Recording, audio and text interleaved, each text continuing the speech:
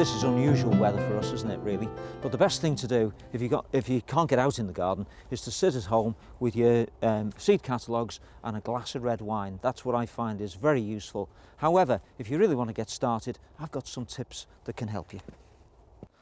Obviously, at this time of the year, we can be inside in greenhouses, and if you've got a grapevine, then it should be looking something like this at this time of the year. And what we've done here is we've cut these growths back to 2 buds, so that when the new growth starts, it'll start from here, and then you don't get all this growth all over the place and no grapes. If you want to do a little bit more, you could scrape this down and take this loose bark off so that the bugs can't hide underneath. But generally, if you've got a cold greenhouse and you've got a vine in there, now is the time to start work on it.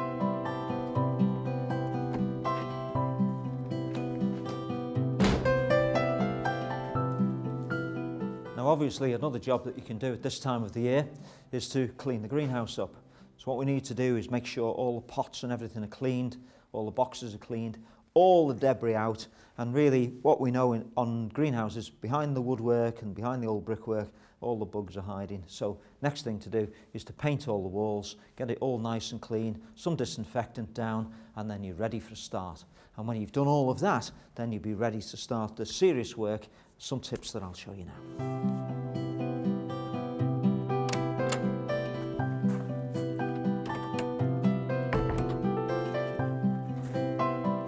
Now obviously the temperature in this part of the greenhouse is completely different, like a summer's day in here. And this is due to really just a very simple form of heating you could do at home. But in addition to that, you can boost your heating by using something like this bubble wrap here that's used to insulate the greenhouse against the cold and the frost. And obviously things will come on really, really quickly once you do that because you've boosted the temperature. So here we've got some little guys who 2 weeks ago there was nothing on these pots at all, and now you can see that these begonias are starting to grow, and they'll be well on by the time we get into the spring and into the summer.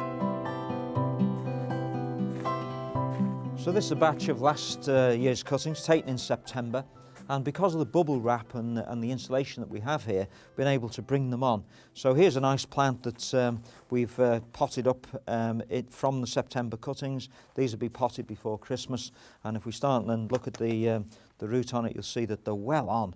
And by the time we get into the spring again, we'll be potting these onto 5-inch pots, and then they'll go on to be planted out in the garden.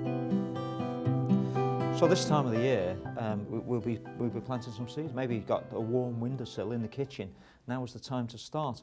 So I always like to think that it's good to start with a pan, you know, and to put your seedlings in. Some general purpose compost is fine, and then to sow some seeds. These are some lettuce. Now's the time, you know, lettuce and onions, leeks, and if you're into growing your own now, we're going to be into sowing brassicas, sprouts, some cabbage.